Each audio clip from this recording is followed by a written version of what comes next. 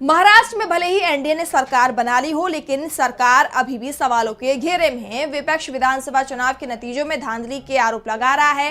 विपक्ष का आरोप है कि ईवीएम में धांधली के चलते महाराष्ट्र में एनडीए को जीत मिली है, जिसकी शिकायत चुनाव आयोग में की गई, लेकिन चुनाव आयोग ने इन आरोपों को खारिज कर दिया है और अब विपक्ष ने सुप्रीम कोर्ट जाने का फैसला किया है। तो क्या है पूरी खबर, आइए देखते हैं इस रिपोर्ट में।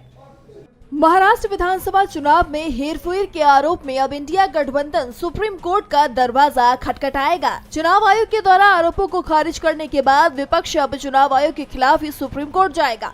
दरअसल विपक्षी गठबंधन 13 दिसंबर को ईवीएम में गड़बड़ी को लेकर सुप्रीम कोर्ट में याचिका लगाएगा। ये फैसला विपक्षी नेताओं के बीच बैठक के बाद लिया गया है। ये बैठक एनसीपी एसपी प्रमुख शरद पवार के घर पर हुई थी। इसमें आप संयोजक अरविंद केजरीवाल और जाने माने वकील और कांग्रेस नेता अभिषेक मनु सिंघवी भी शामिल हुए थे।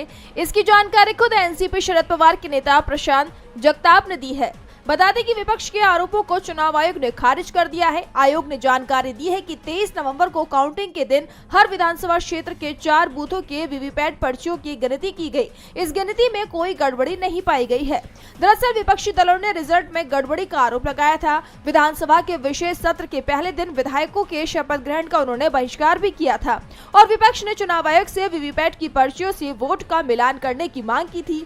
इसी कड़ी में महाराष्ट्र के 2 गाँव में ईवीएम का बहिष्कार कर दिया गया है। सतारा जिले की कोलेवाड़ी ग्राम सभा ने भविष्य में बैलेट पेपर से चुनाव कराने का संकल्प लिया है। तो वहीं मालसिरस विधानसभा सीट के मारकरवाड़ी गांव में भी मतदाताओं ने ईवीएम आंकड़ों पर सवाल उठाए थे। ग्रामीणों का कहना था कि उन्होंने एनसीपी उम्मीदवार को वोट दिया था, लेकिन नतीजों में बीजेपी के उम्मीदवार को ज्यादा वोट दिखाए गए। गाँव वालों ने बैलेट पेपर से दोबारा मतदान की अपील की है, जिसे प्रशासन ने खारिज कर दिया था। 4 दिसंबर को ग्रामीणों ने खुद बैलेट पेपर से मॉक पोलिंग का आयोजन किया, लेकिन इसे रोक दिया गया और 17 लोगों पर एफआईआर दर्ज कर दी गई।